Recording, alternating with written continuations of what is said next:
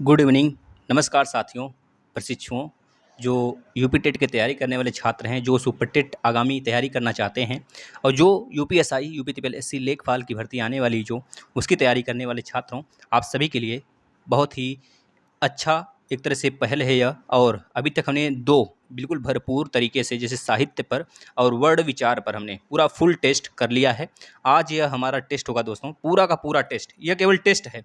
Basic classes आपको मिल जाएंगे दोस्तों, लगभग 42 से 43 प्लेलिस्ट में आ जाइए। बेसिक क्लासेस हिंदी की हैं और हिंदी के एक अलग से प्लेलिस्ट बनी हुई है टेस्ट का। केवल अभी तक 2 टेस्ट हो चुके हैं, आज तीसरा टेस्ट है दोस्तों। आज तो बिल्कुल भी मन नहीं था, लेकिन संडे है, तब भी हमने कहा, बहुत सारे विद्यार्थियों से पूछा, उन्होंने कहा सर आना चाहिए, तो हम लेकर आ गए दोस्तों। जैसा आप बोलते हैं हम वैसा करते हैं, बस हम जैसा बोलें एक बार कर दो ना, तो बहुत ही आनंद आ जाएगा साथियों, क्योंकि तालियां दोनों हाथों से बजाई जा सकती हैं और अगर बजती हैं एक हाथ से तो एक हाथ तोड़ना पड़ जाता है। मतलब इस तरह से कुछ होती हैं, दोनों हाथ रहते हुए भी तालियां बहुत बेहतरीन बजती हैं। तो बजाइए दोनों हाथ से। आप उधर काम करिए शेयर करने का, इधर हम आपके लिए सब कुछ करेंगे A to Z। आप अगर प्लेलिस्ट में देखेंगे तो मैथ बिल्कुल खत्म हो चुका है, UP TET, C TET, super TET का। और जो बच्चे पढ़ना चाहते हैं सीडीपी की जो क्लास है, मैम अर्चना मैम द्वारा लगभग 10 से 15 क्लास ली गई हैं, आप उसको देखिए। और जैसे ही हमें लगता है कि बच्चे की संख्या बढ़ रही है, वैसे हम सीडीपी स्टार्ट करेंगे। सीडीपी ज़्यादा वक्त नहीं लगेगा हमें ख़त्म करने में, मात्र 20 से 25 दिन लगेंगे, ख़त्म हो जाएंगे, 100% ख़त्म हो जाएंगे। हिंदी पूरा फुल ख़त्म है, मैथ पूरा फुल ख़त्म है। उधर आपका दोस्तों जो पिछले साल का पेपर है वो हम संडे संडे पे करा रहे हैं, आज हुआ है। जो बच्चे नहीं देखे हैं देख लेंगे, पूरा फुल डिस्कशन के साथ बिल्कुल बेहतरीन तरीके से हमने कराया है। और जो हमने पढ़ाया है वो भी कराया है, मतलब वो आया है प्रश्न में।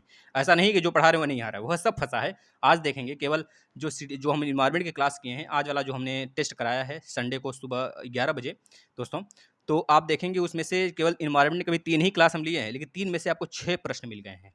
आकर देख लीजिए। हम अपनी बड़ाई नहीं करना चाहते हैं, ना ही करेंगे कभी। बस आप लोग का दया भाव रहेगा तो हम लोग बहुत, हमारी फैमिली बहुत ही बड़ी होगी। बस आप लोग शेयर करिए मेरे मित्रों, मेरे साथियों। चलिए हम स्टार्ट कर लेते हैं। इसमें 60 प्रश्न हैं, 60 प्रश्न ही हैं जो हमने टेस्ट लेकर आया है दोस्तों। उसमें केवल 60 प्रश्न ही विराम चिन्ह से दिए हैं, महत्वपूर्ण हैं, अनेकों एग्जाम में पूछे गए हैं, आपके एग्जाम में भी ऐसे ही आएंगे। चलिए आप लोग एक बार शेयर कर कर जुड़ जाइए। अब कोई नहीं बोलेगा बचवा, बस आंसर देते रहिए।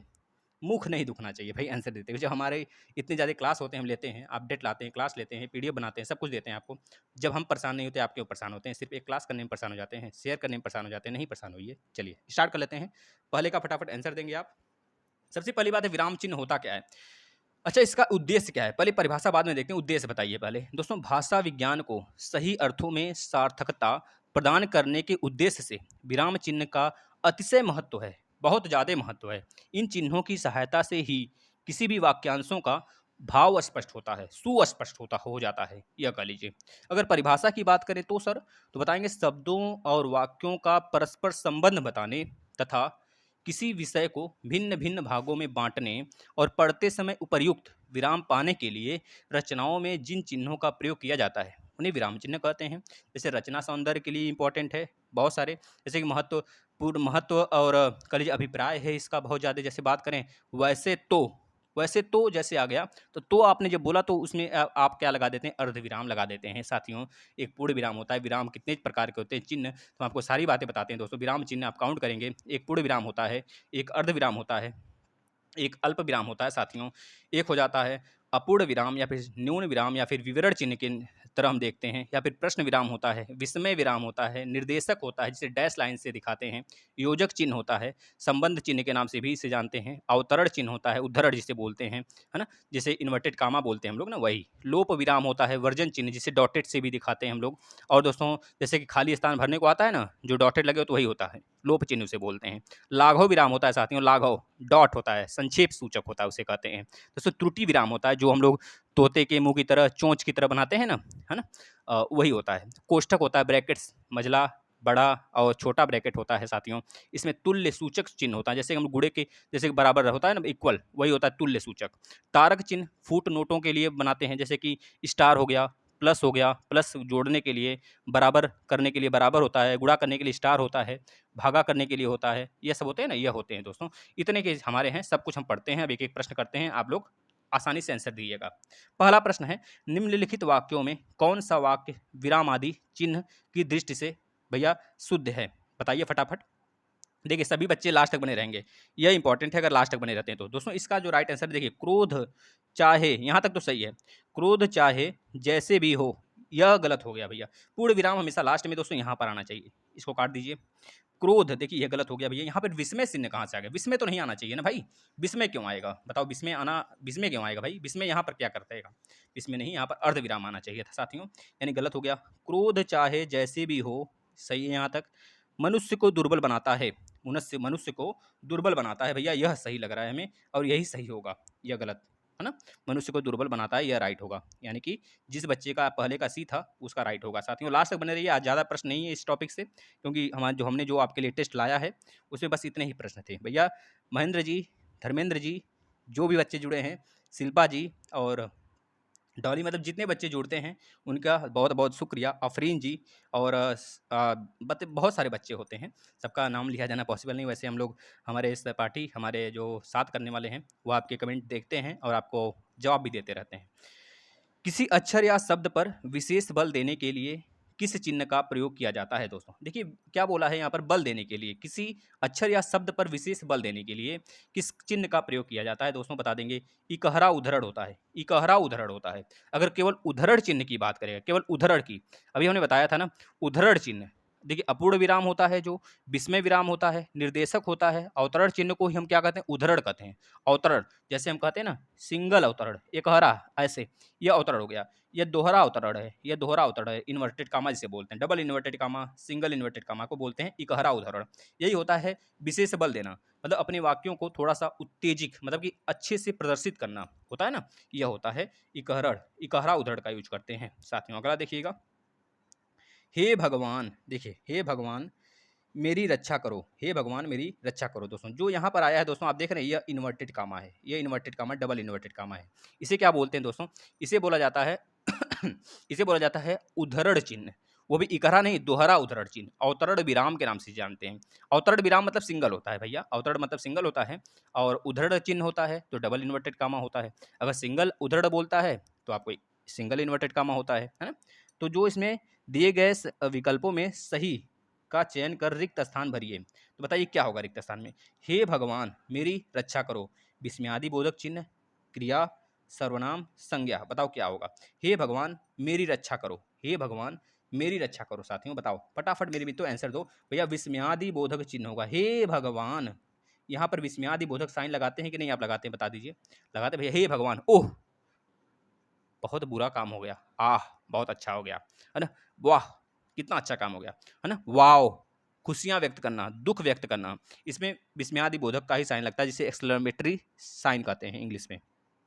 देखिए सारे प्रश्न पूछे गए हैं, बेहतरीन प्रश्नों की श्रृंखला है, बस आप डेली आ जाया करिए भैया, अपने मित्रों को भी बुलाइए। अरे वाह, देखिए वही चीज में भी आ गया, अरे वाह आपका आगमन तो आकस्मिक हो गया। आकस्मिक ही हमें बता दे रहा है साथियों, यहाँ पर कौन सा चिन्ह होगा भैया? इसमें भी विस्मयादि बोधक होगा मेरे साथियों, लगाइए और आगे बढ़ चलिए। नेक्स्ट, अरे वाह जैसे आया तो लगा देंगे तुरंत, है ना। अब देखिए यहाँ पर ओह आ गया, अब ओह आ गया तो इसमें आपको चिन्ह बना के खुद ही दे दिया है, तो पांचवे का इसमें भी राइट आंसर ए हो जाएगा साथियों। दोस्तों अगली पीडीएफ हमने कल नहीं सेंड कर पाए थे, लेकिन कल मतलब आज सेंड कर देंगे। अभी रात में हम उसको, जो कल हमने टेस्ट कराया था दोस्तों, उसका पीडीएफ नहीं सेंड किया था टेलीग्राम पर, तो आप लोग टेलीग्राम पर अगर नहीं जुड़े हैं तो जुड़ जाइए। करेंट हिवन के नाम से टेलीग्राम है, करेंट हिवन यूट्यूब चैनल के नाम से फेसबुक पेज चलता है, दोनों जगह ज्वाइन हो जाइए। और प्लस जो बच्चे व्हाट्सएप पे हैं, व्हाट्सएप पे ही रहेंगे, और वो मेरे प्री यार हैं, वो सब व्हाट्सएप पे ही रहेंगे। और बाकी जो बच्चे हैं टेलीग्राम पे जुड़ जाएं, वहाँ पर उनको सारी चीज़ें दी जाएंगी, किसी के साथ अन्याय नहीं होगा, सबको जो चीज़ें जहाँ भी वितरित होंगी सबको बराबर बराबर दिया जाएगा, क्योंकि यह प्लेटफॉर्म आपका है, आप ही इस पर डिसाइड करोगे क्या करना है, मुझसे क्या करवाना है, पढ़वाना है या फिर अपडेट बनवाना है। अगर आप लोग अच्छे से क्लास अटेंड करते हो, हमें रिस्पॉन्स अच्छा मिलता है, तो सारे क्लासेस जैसे चल रही रेगुलर चलेंगी, अन्यथा आपकी मर्जी है। ओह बहुत कठिन समय आया है, दिए गए वाक्य में उचित विराम चिन्ह लगाइए भैया। बताइए क्या होगा भैया, बता दीजिए। विस्मयादि बोधक होगा कि नहीं होगा? बिल्कुल होगा। नेक्स्ट, वाक्य को समाप्त करने के लिए किसका, मतलब जिसका प्रयोग किया जाता है उसे क्या कहते हैं भैया? उसे पूर्ण विराम कहते हैं मेरे मित्रों। क्या कहते हैं? पूर्ण विराम कहते हैं। अल्प विराम कैसे बनता है? अल्प विराम, याद देखिए अल्प विराम बोल रहा है, अल्प विराम को कैसे बनाते हैं भैया? अल्प विराम को डॉट करते हैं, फिर ऐसे कर देते हैं, ऐसे मोड़ देते हैं ना, यहाँ डॉट हुआ फिर ऐसे मोड़ते हैं, ये अल्प विराम हुआ। विवरण चिन्ह क्या होता है? विवरण, विवरण, विवरण देने के लिए। विवरण चिन्ह का मतलब होता है साथियों केवल एक, ऐसे जैसे आप कोई जैसे आप कोई हेडिंग लगाते हो, मान लेते हैं आपने लगाया मान लीजिए सूर्य के बारे में आप कुछ लिखना चाहते हैं, सूर्य के बारे में, तो आप विवरण दे रहे हैं इसका, सूर्य के बारे में लिखना चाहते हैं, तो आप ऐसे देते हो ना, ये लगाते हो ना, ये 2 चिन्ह बनाते हो ऐसे बिंदु, तो यही हमारा विवरण चिन्ह है साथियों, याद रखेंगे। और उपविराम तो सबको पता है, राइट आंसर आपका बी होगा। नेक्स्ट देखिए, निम्न में से योजक चिन्ह है भैया, योजक चिन्ह कौन नहीं बताएगा? योजक चिन्ह बच्चों यही तो है, ये हमारा क्वेश्चन मार्क्स है, सबको पता है, ये हमारा क्या है भैया? विस्मयादि बोधक है। अच्छा यह क्या है? यह वाला कौन बताएगा? बता दोगे? यह कौन सा है दोस्तों? यह वाला बता दो, यह कौन है? कौन बंदा बता सकता है? देखते हैं किसमें है कितना दम, बता के जाओ मेरे यारों, बता दो। एक गुलाब जामुन आपके नाम, बता दो। देखो रात के समय है और बच्चे खाना वाना खा लिए हैं, मन करेगा तो गुलाब जामुन ले लेना। अरे भैया देखो, आप लोग तो विद्वान हो, बता सकते हो, और मन करेगा तो गुलाब जामुन ले लेना, अन्यथा काम चला लेना अपना। एक आध ठो और घर में रोटी वगैरह होगा तो थोड़ा सा मम्मी से सब्जी उब्जी बना के या फिर बनवा के खा लेना भैया।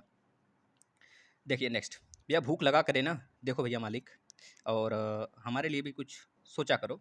अपने तो काम करते हो, पढ़ाई करते हो, लेकिन कुछ बस हेल्प किया करो, बस शेयर करने का, यही हमारा भोजन होगा। नेक्स्ट, 8वां बता दीजिए, जो यहाँ पर प्रश्न चिन्ह बना है। अच्छा हम तो बना ही दिए भैया, बता दिए, प्रश्नवाचक है, वैसे बहुत आसान प्रश्न है, इसका राइट आंसर भी हो जाएगा। नेक्स्ट देखिए, नेताजी ने कहा था तुम मुझे खून दो मैं तुम्हें आज़ादी दूंगा, इस वाक्य में कौन सा चिन्ह लगा है दोस्तों? देखिए डबल इन्वर्टेड कामा है, तो बता देंगे कौन सा भैया? अल्प विराम है? नहीं, उद्धरण चिन्ह है भैया। पूर्ण विराम ऐसे होता है, अल्प विराम मैंने बताया था ऐसे होता है, प्रश्नवाचक तो है ही नहीं ससुरा, तो क्या हो जाएगा? सी। भैया देखो ये प्रश्न बहुत ही आसान होते हैं, आप लोग को छोड़ के नहीं आना है।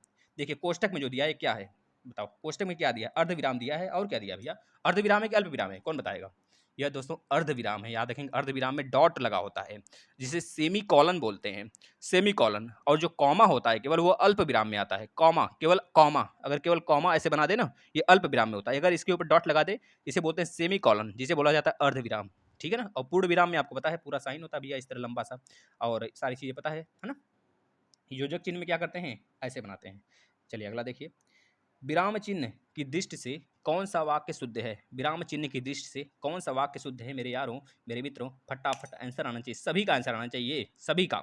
देखो हमको तो दिख गया, यही मेरे आंसर है, यही हमारा आंसर, हमको तो दिख गया भाई। सभी एक साथ चिल्ला उठे, चिल्ला उठे, हम भी चलेंगे। वाह क्या बात है, सभी एक साथ चिल्ला उठे तो कामा, इसके बाद हम भी चलेंगे, तो यहाँ पर बहुत ही जोर का, मतलब कि बहुत प्रेशर के साथ बोला जा रहा है, हम भी चलेंगे। इस तरह नारा लगाते हैं ना, हम भी चलेंगे, जय हिंद नारा लगाते हैं ना, ये सारे के सारे क्या होते हैं? बहुत प्रेशर से कहा जाता है साथियों, इस वजह से डबल इन्वर्टेड कामा में लगाया जाता है, याद रखेंगे। जैसे आप कभी कोई परिभाषा लिखते हो तो बहुत इंपॉर्टेंट होता है, शिक्षक क्या बोलते हैं? भैया शिक्षार्थी हो तो अच्छे से लिखो, कम से कम इन्वर्टेड कामा लगा लो, परिभाषा लिख रहे हो तो उसमें क्या है, ये आपको बहुत प्रेशराइज करके लिखा गया है, मतलब वह बहुत ही इंपॉर्टेंट चीज़ हो जाती है। तो जैसे है, हम सभी सभी एक साथ चिल्ला उठे, जैसे बोलता है नारा लगता है ना, जय हिंद। देख लो जब 15 अगस्त होती थी, जब हम छोटे-छोटे थे हम लोग, 26 जनवरी के दिन, 15 अगस्त के दिन कैसे होते थे? याद करो उस दिन को, भूल गए क्या दिन? बचपन का दिन याद करो साथियों, क्योंकि वही बहुत प्यारा दिन था, और साबी सब तो बाकी बाकी सब लीला है भगवान की। अब देखो कितना ज़्यादा मशक्कत करना पड़ता है एग्ज़ाम के लिए, बहुत सारे टेंशन हो गए। पहले टेंशन वगैरह नहीं होता था, कुछ भी मन करे खाओ, कुछ भी मन करे पियो, कुछ भी मन करे करो, पढ़ाई मत करो बस। पढ़ाई बहुत बेकार चीज़ था तब तो भैया, आज लेकिन इतना इंपॉर्टेंट हो गया है ज़िंदगी के लिए पढ़ाई ना, सोचो मत। पढ़ाई नहीं करोगे ना तो इंसान किसी लायक नहीं होता साथियों, इतना समझ लो। एक गधे की तरह इंसान हो जाता है, खटना पड़ता है, पूरा उम्र खटना पड़ता है। हम देखे हैं ना इस सच को। बताइए इसका राइट आंसर, रेखांकित चित्र कौन सा है भैया? रेखांकित चित्र कौन सा है? 12वें का जो राइट आंसर होगा मेरे मित्रों, रेखांकित की बात किया है तो इसमें जो कट्टम कुट्टम बनाया है ना, हमारे भाषा में कट्टम कुट्टम है भैया, यह है लोप सूचक है, चिन्ह है, इसे बोलते हैं लोप सूचक। समाप्ति सूचक तो नहीं होता है भैया।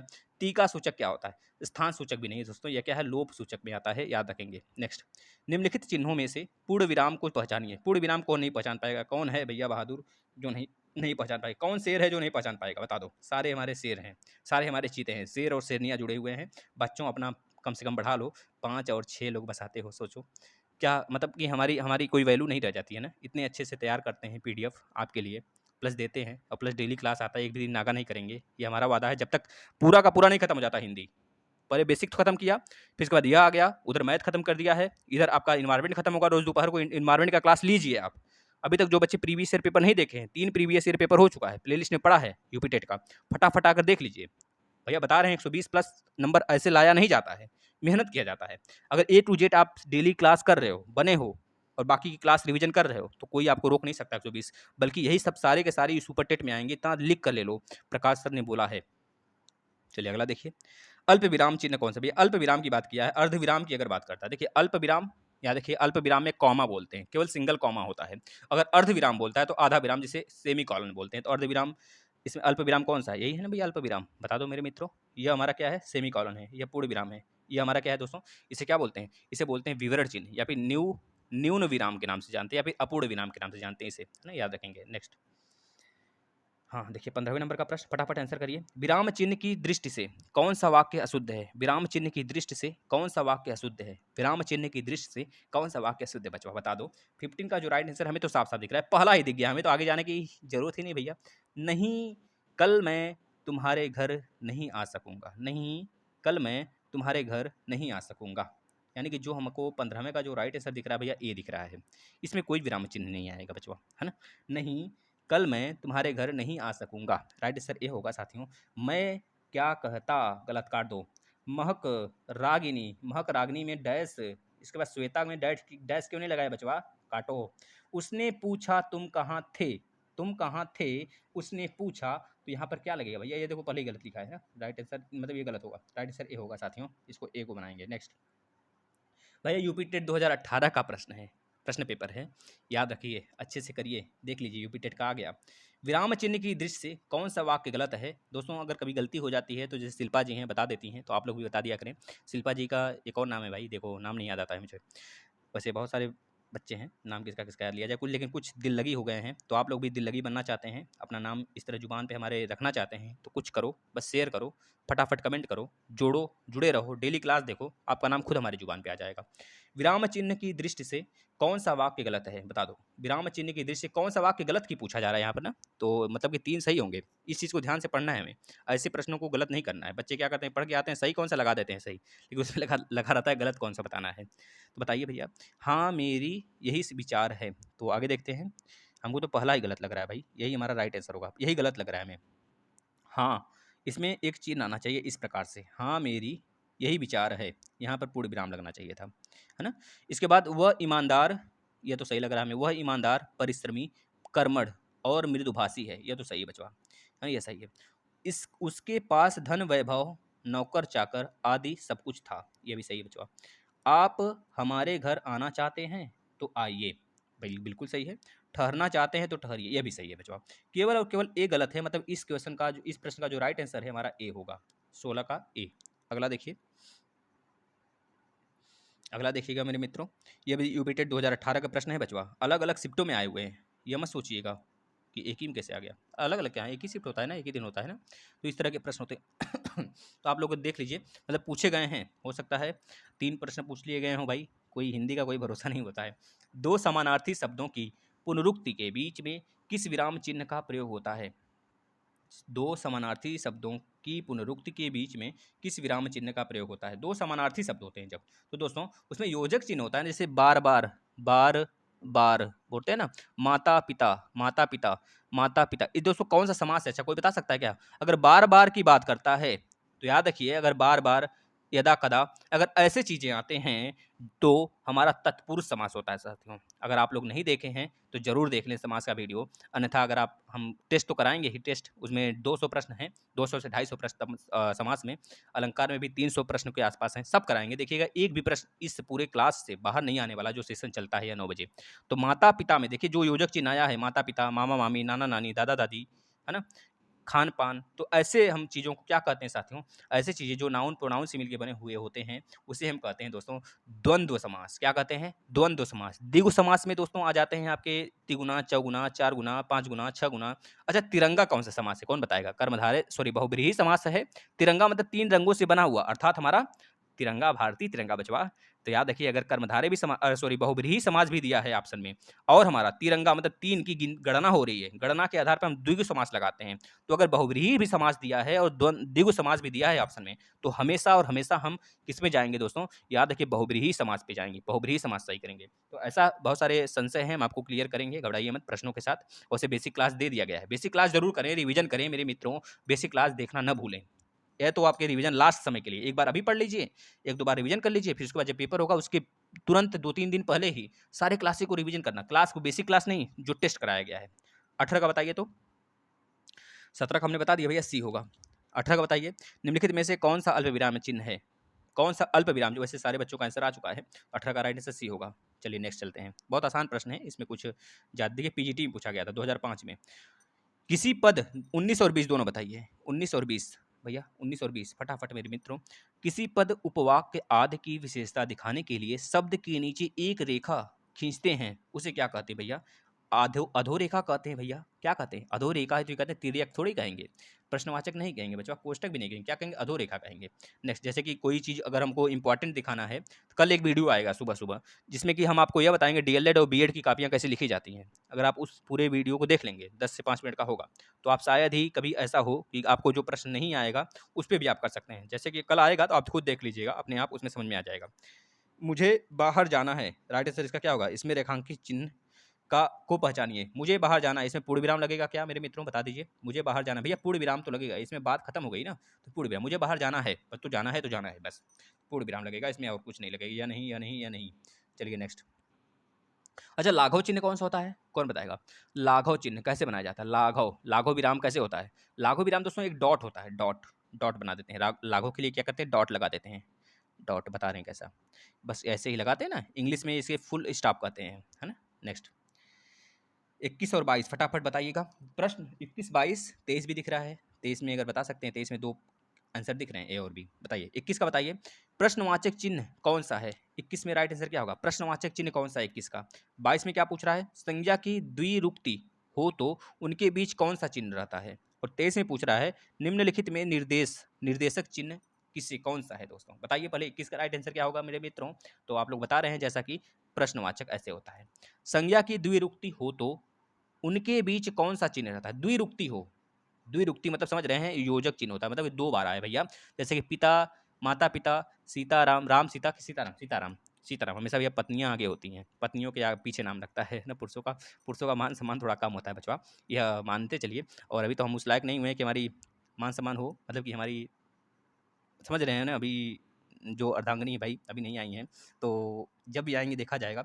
और बहुत ही मशक्क़त के बाद सारी चीज़ें होती हैं, अभी किसी लायक तो है नहीं भैया, अभी हमारी उम्र ही क्या है भाई, अभी तो केवल हम 55 साल के ही हैं, 55 साल के, तो अभी शादी करने का एज थोड़े है। नेक्स्ट देखिए, संज्ञा की द्विरुक्ति हो तो उनके बीच कौन सा चिन्ह रहता है? बता दीजिए मेरे मित्रों। तो बता देंगे बी होता है। और 23 का राइट आंसर बताइए, निम्नलिखित में से निर्देशक चिन्ह कौन सा है? निर्देशक चिन्ह की बात कर रहा है, ना ही पूर्ण विराम होगा, ना ही ए होगा, तो जो दोनों के दोनों दिख रहे थे वो तो नहीं होंगे। अगर निर्देशक की बात करता है, 23 का जो राइट आंसर होगा दोस्तों डी होगा, ये दोनों जो दिख रहे थे वो तो नहीं होंगे, और ये भी नहीं होगा, राइट आंसर डी होगा। नेक्स्ट, 24 बताइएगा, 24 बताइएगा, राम अयोध्या के राजा थे में कौन सा विराम चिन्ह युक्त है? राम अयोध्या के राजा थे, इसमें पूर्ण विराम ही तो लगा है बचवा, ये पूर्ण विराम ही तो लगा है। 24 का राइट आंसर क्या होगा? 24 का राइट आंसर बी हो जाएगा बचवा, बस अल्प विराम नहीं होगा। हंस पद मतलब यह बोल रहा है, रेखिका नहीं होगा, मतलब यह सब गलत है, राइट आंसर बी होगा।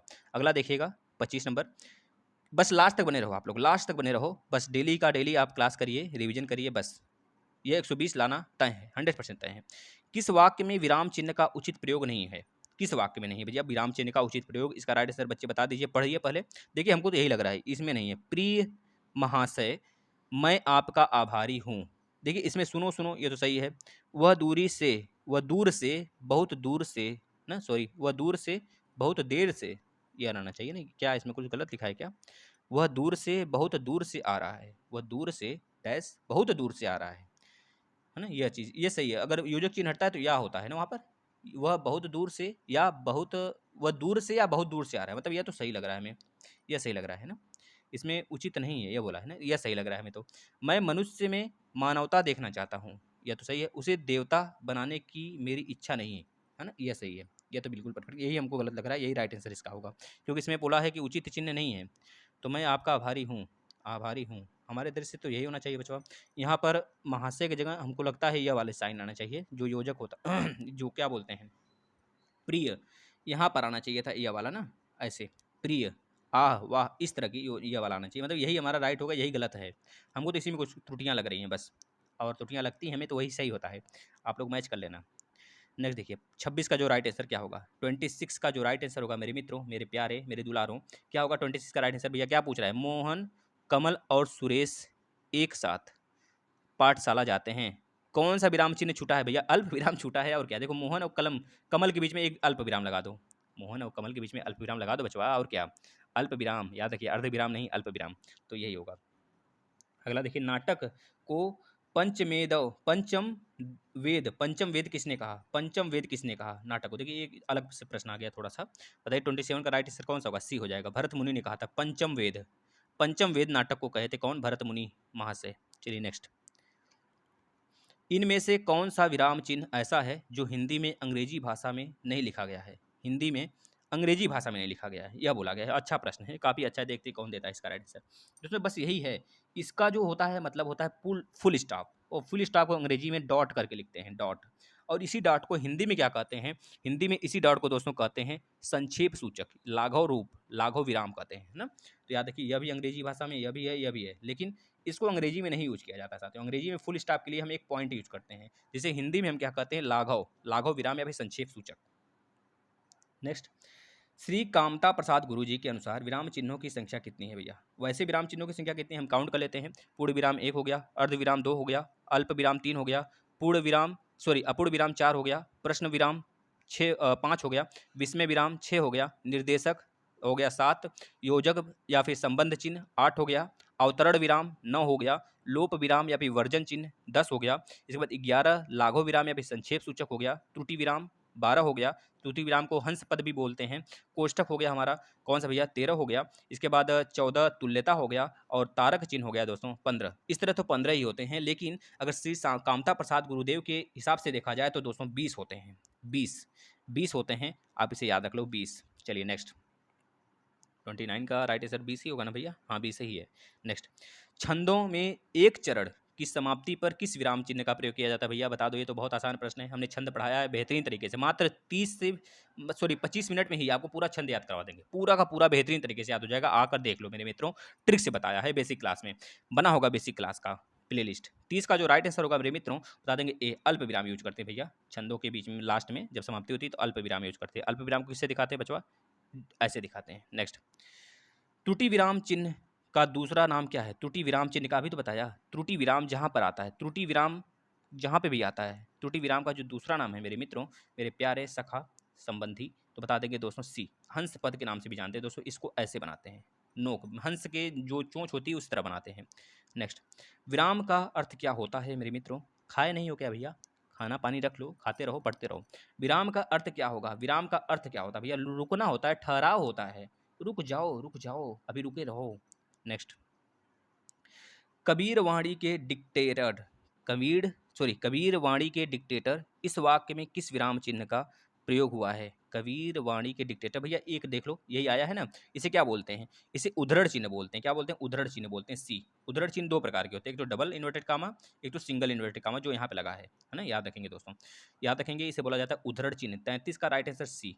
नेक्स्ट, श्री कामता प्रसाद गुरुजी के अनुसार विराम चिन्हों को किस भाषा में लिया हुआ माना जाता है, तो बता देंगे दोस्तों अंग्रेजी में लिया हुआ माना जाता है, कि फ्रेंच में, किसमें बता दो। 34 का जो राइट आंसर होगा मेरे मित्रों डी, अभी तो बताया मैक्सिमम, इन्होंने बताया है कितने हैं 20 हैं, 20 विराम चिन्ह है, तो 20 में से मैक्सिमम केवल अगर इसको छोड़ देना तो आपको खुद पता चल जाएगा, इसको हम अंग्रेजी में डॉट से दिखाते हैं पूर्ण विराम को, और बाकी के बाकी सभी के सभी इन्होंने बोला है कि अंग्रेजी से लिया गया है, तो मतलब समझ गए कहाँ से आया भैया, अभी तो आपने देखा अंग्रेजी में हम इसको क्या लिखते हैं, क्वेश्चन मार्क्स ही तो लिखते हैं हिंदी वाला, तो इस तरह से सारे के सारे लगभग अंग्रेजी से आए हैं कामता प्रसाद गुरु जी के अनुसार। नेक्स्ट, किसी कठिन शब्द को स्पष्ट करने के लिए किस विराम चिन्ह का प्रयोग किया जाता है, किसी कठिन चिन्ह को स्पष्ट करने के लिए भैया, तो बता देंगे अल्प विराम।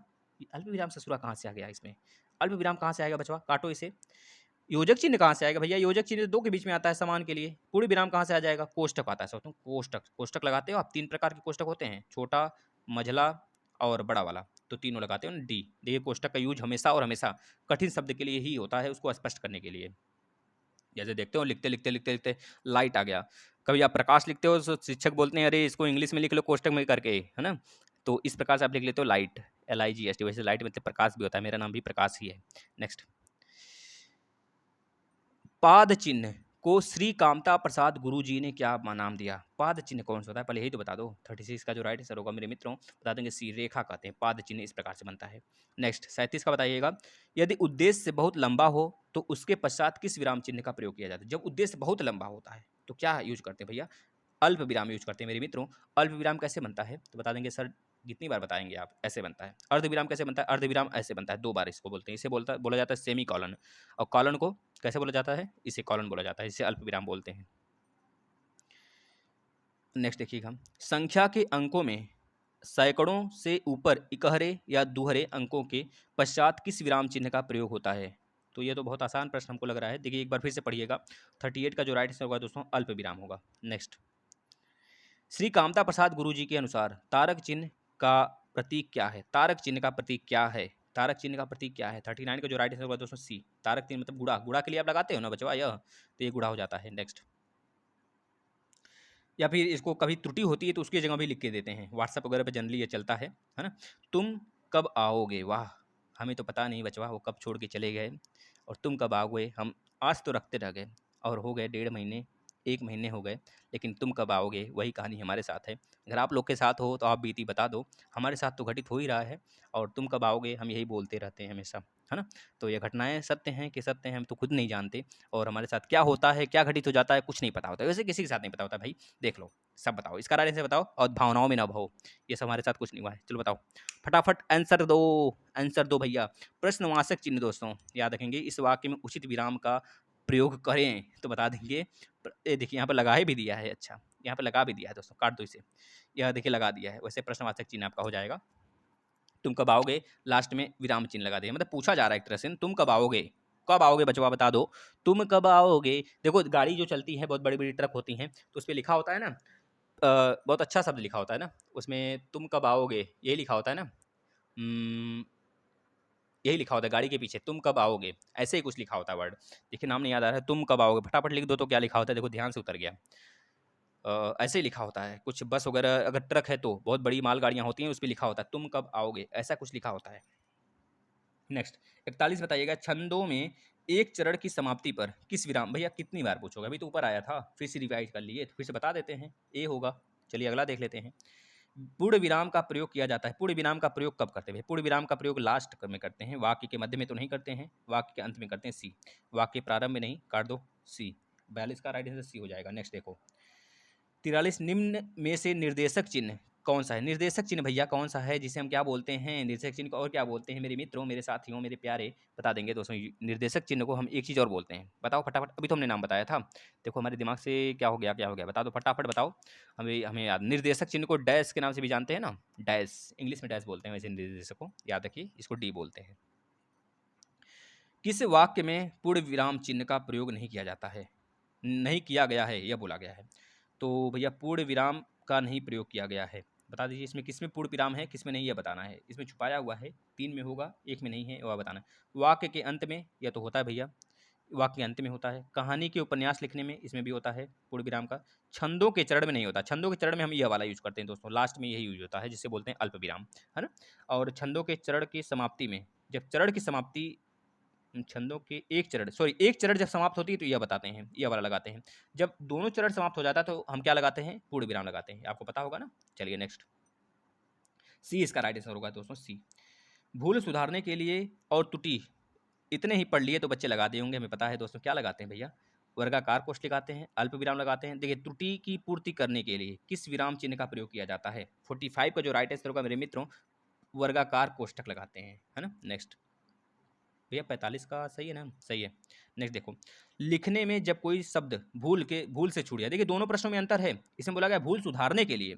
आप लोग सोच रहे होंगे भूल सुधारने के लिए सर ने क्यों हंस पद नहीं बताया, यहाँ पे भूल सुधारने की बात किया बच्चों, त्रुटि नहीं, मतलब कुछ छूटा नहीं है, वो अपने से गलती से छूट जाता है तब हंस पद और त्रुटि विराम का प्रयोग करते हैं।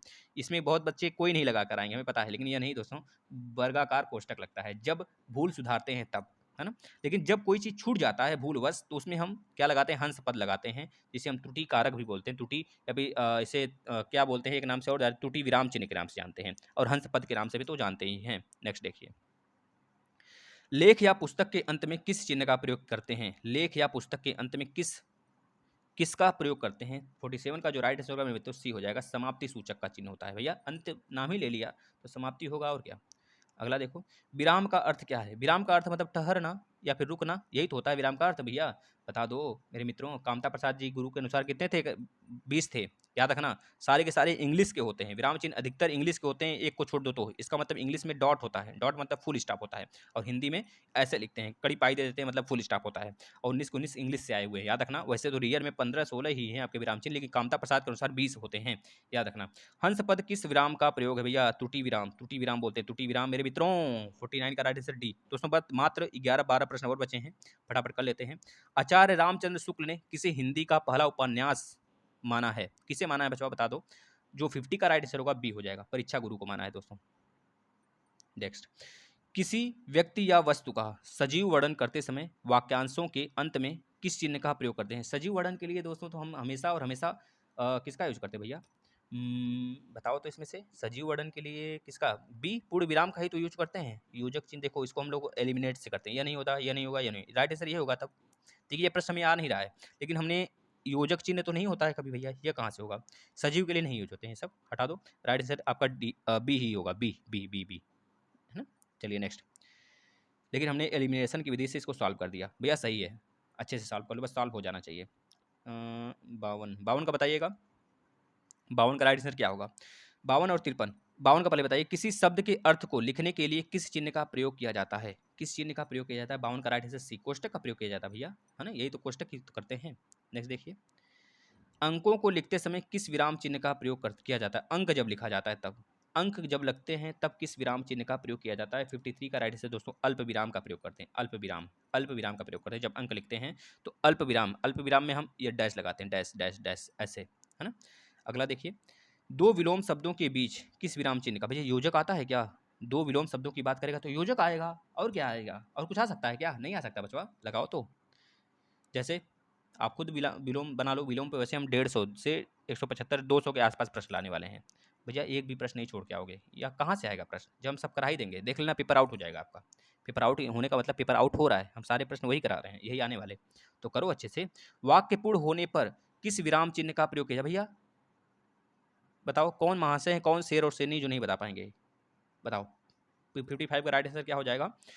ए हो जाएगा। नेक्स्ट, फूट नोट या पाद टिप्पणी के लिए किस चिन्ह का प्रयोग किया जाता है? भैया बता दो मेरे प्यारे, मेरे दुलारे, बता दो, बता दो भैया, इतना बहुत ही मेहनत से बनाया गया, बता दो, कम से कम सही कर दो, हमारी मेहनत सफल हो जाएगी। तारक चिन्ह दोस्तों याद रखिएगा।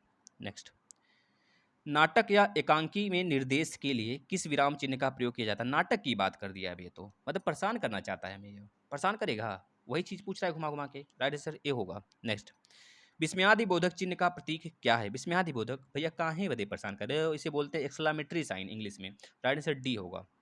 शोक हो गया, उल्लास हो गया, खुशी हो गई, उस समय ये लगता है। नेक्स्ट, दक्षिण भारत में हिंदी प्रचार सभा का मुख्यालय कहाँ है? भैया क्या प्रश्न पूछा है दोस्तों, इस पर हम एक लाने वाले हैं प्रश्न, साहित्य पे जो जितनी भी दोस्तों आपके हिंदी प्रचार सभा की जितनी बैठक हुई हैं सब कुछ लाने वाले हैं, घबराइए मत, करते चलिए बस, जो कराया जा रहा है अभी, अभी एग्जाम हमारे भैया दूर है, उतना दूर भी नहीं है कि हम तैयारी करें आराम आराम से, बिल्कुल तैयारी करो, रोज दिया जाता है जो, हम किसी एक भी दिन नागा नहीं करेंगे। अगर बाय द वे अगर कुछ तबीयत वगैरह खराब हो जाती है भाई किसी कारणवश, तो हो सकता है न लें, लेकिन कोशिश करेंगे तब भी लेने की। 59 का डी, मद्रास, मद्रास कौन सा? चेन्नई बचवा, याद रखना, यही है। देखो, अगर बोला जाता है भारत का मानचेस्टर किसे कहते हैं, तो बताएंगे भारत का मानचेस्टर कौन होता है भैया? अहमदाबाद होता है, याद रखना दोस्तों। अगर बोला जाता है उत्तर भारत का मानचेस्टर तो कानपुर, अगर दक्षिण भारत का मानचेस्टर पूछा जाता है तो कौन सा बताओगे? बता दो, दक्षिण भारत का मानचेस्टर किसे कहते हैं? जो बता दिया ना, एक लड्डू उसके नाम, घर में रखा होगा डब्बा, खा लेना खोल के। नेक्स्ट, हंस पद चिन्ह का क्या है भैया? हंस पद, हंस पद भैया यही तो है, त्रुटि वाला ससुरा कहाँ है बदे, इधर उधर हो रहा है ये। चलो नेक्स्ट, उपाधि के संक्षिप्त रूप के साथ किस विराम चिन्ह का प्रयोग किया जाता है? 61, उपाधि के संक्षिप्त रूप के साथ, संक्षेप, संक्षेप भैया, संक्षिप्त मतलब संक्षेप, लगा दो संक्षेप। अगला चलो, किस विराम चिन्ह का सर्वाधिक प्रयोग होता है भैया? किसका यूज होता है बचवा, आप खुद देखो, किसका यूज होता है बता दो। अल्प विराम का यूज होता है बचवा हमेशा, देख लो, अगर कोई पूर्ण विराम है तो उसमें जरूर 2-3 अल्प विराम है, जैसे रोहन हो गया, रोहन, मोहन, सोहन, गुलाब, सुलाब, तुलाब, मिलकर गेम खेलेंगे, तो बताओ कितना विराम हुआ? लास्ट में एक पूर्ण विराम हो गया, है ना, हुआ ना। तो इस तरह से होते हैं। जैसे आ गया, देख लो आ गया कि नहीं आ गया, देख लो वही प्रश्न आ गया। देखो, राम लक्ष्मण भरत और शत्रुघ्न, तो कितने विराम हो गए? देख लो आप खुद ही, अल्प विराम हो गए 2 और विराम हो गए 1, तो अल्प विराम ज़्यादा हुआ कि नहीं? तो इस तरह से पूछा गया, विराम चिन्ह का प्रयोग हुआ है, विराम चिन्ह का प्रयोग हुआ है, बता दो मेरे मित्रों किस विराम चिन्ह का प्रयोग हुआ है? 63 का जो राइट आंसर होगा डी, अल्प विराम का युवा है भैया। है ना, अल्प विराम का यूज हुआ है भैया। चलिए आगे चलते हैं। 63 का डी, नेक्स्ट हो गया 64। तुम जा रहे हो, इस वाक्य में किस विराम चिन्ह का प्रयोग हुआ है मेरे मित्रों? आप लास्ट तक बने रहे, आपका बहुत बहुत धन्यवाद, बहुत बहुत।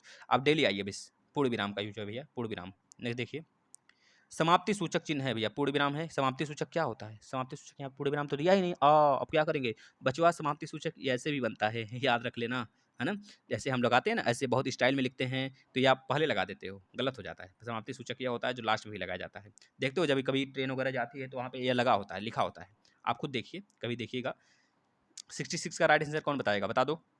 लास्ट प्रश्न है, श्री कामता प्रसाद गुरुजी के अनुसार विराम चिन्हों का संबंध किससे है भैया? भाषा रचना से है, भाषा रचना से है साथियों, भाषा रचना। अभी तो बताया, भाषा रचना में अधिकतम विराम चिन्हों का यूज होता है, नहीं तो फिर सारी मामला सेट हो जाएगा, सारा गलत हो जाएगा। दोस्तों अगर वीडियो सेशन अच्छा लगा तो डेली आइए। ये दोस्तों 40 मिनट का सेशन था, क्योंकि इसमें केवल 66 प्रश्न ही थे, और विराम चिन्ह से इतने ही प्रश्न बहुत ही हैं। अगर आप बेसिक क्लास कर लिए, इतने प्रश्न सॉल्व कर लिए, तो कोई माइकलाल नहीं आपको एक नंबर काट सकता, आप बेहतरीन हो गए समझ लो। इसके बाद कल हम देखेंगे कौन सा लाएंगे, और आप लोग डेली करते रहिए। अगर आप लोग को बताना है कौन से टॉपिक कल लाया जाए तो आप लोग कमेंट कर सकते हैं, अन्यथा आप लोग सजेस्ट किया करें हमें कि किस प्रकार से कमियां अपना दूर करें। अगर कोई कमी रह जाती है, बोलने में कोई गलतियां होती हैं, तो माफ़ी दे दिया करिए। और अगर कोई दिल से बातें ले लें हमारे, तो उसको मतलब कि एक तरह से सॉरी समझिएगा भैया, गलती हो जाती होगी उससे, तो उसको माफ़ किया करिए। बस आप शेयर करिए, इतनी रात तक आपको वीडियो में लेना, पढ़ाना, सारी चीज़ें करना, है ना, तो समझ सकते हैं आप। तो अभी खाना पीना तो खाए नहीं है आप लोग, तो खा पी रहे होंगे, पढ़ रहे होंगे, तो समझ रहे हैं ना साथियों। बस थोड़ा सा हेल्प कर दिया करिए, अपने भाई के रूप में हमें देखा करें, क्योंकि हमारे जितने भी अ, बच्चे हैं वह सभी के सभी हमारे ये फैमिली ही हैं, हमारी एक फैमिली है। जिस तरह फैमिली में एक लोग, सभी लोग का दर्द सहा जाता है, देखा जाता है, सुना जाता है, उस प्रकार से पढ़ाई से रिलेटेड सारी बातें हम लोग एक दूसरे से बांट सकते हैं। तो बट्टी बांटिए, आप कोई चीज़ पूछना हो पूछिए, डाउट हो क्लास डाउट शेयर करिए, किसी वीडियो में आप कमेंट कर देंगे तो उसको हम ले लेंगे, है ना। तो कोई दिक्कत नहीं है, आप लोग अपना भाई समझे, या आपका घर है, और अपने घर में कैसे रहा जाता है आपको पता है ना। तो बिल्कुल दिल लगी हैं सभी लोग, बस शेयर करो मेरे मित्रों, अपनी फैमिली बड़ा करने का दायित्व सिर्फ आपको हमने दिया है, तो आप इसे शेयर करेंगे। नमस्कार और गुड नाइट, मिलते हैं सुबह।